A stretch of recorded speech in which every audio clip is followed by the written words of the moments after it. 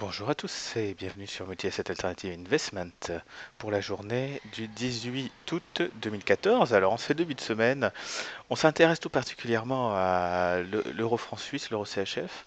Pourquoi? Parce qu'on revient dans une zone où d'habitude la BNS intervient. Donc là, on est à 1,20, un peu en dessous des 1,21, on avait fait 1,20,89. Et donc là, ça serait pas anodin de commencer à construire une position longue entre 1,20 et 1,20,50. De toute manière, quoi qu'il arrive, même si ça baissote un peu derrière, on aura la BNS qui va venir pour acheter de l'euro et refaire un peu affaiblir son FS. Donc, euh, donc là, au niveau des indicateurs, en plus, on regarde quand on se retrouve un peu dans cette situation ici, hein, pratiquement. Donc là, on avait eu une en fin d'année, on avait eu petite baisse de la paire. On l'a retrouvée ici, on l'a retrouvée ici, et à chaque fois, la BNS est arrivée et on a eu une accélération haussière. Donc là, ça sera le même principe, hein, et on pourra targeter un 21,40 comme première, un 21,40, un 21,50 comme première source de target.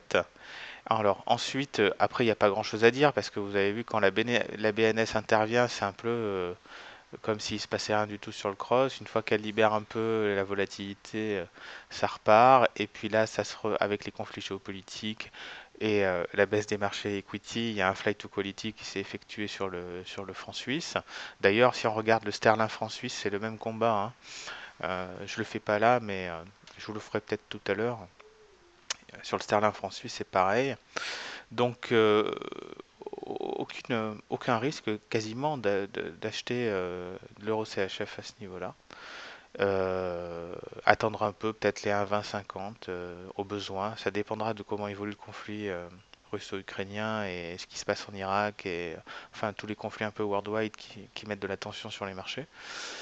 Et sinon, vous voyez que la phase de raffermissement du franc suisse, le flight to quality est vraiment évident ici et là. On a bon, une petite perte de vitesse, mais on a quand même on a quand même un delta qui est quand même assez conséquent sur la fin. Donc voilà, pour conclure, je vous dirais zone d'achat 1,2050, 1,20 et puis zone de target 1,2145, 1,2166. Voilà. Cette vidéo est à présent terminée. Donc j'espère que ça vous a un peu éclairé sur le cross Euro CHF. Et puis je vous dis à très bientôt sur Multi Asset Alternative Investment. Bonne journée et bonne semaine à tous. Bon trade.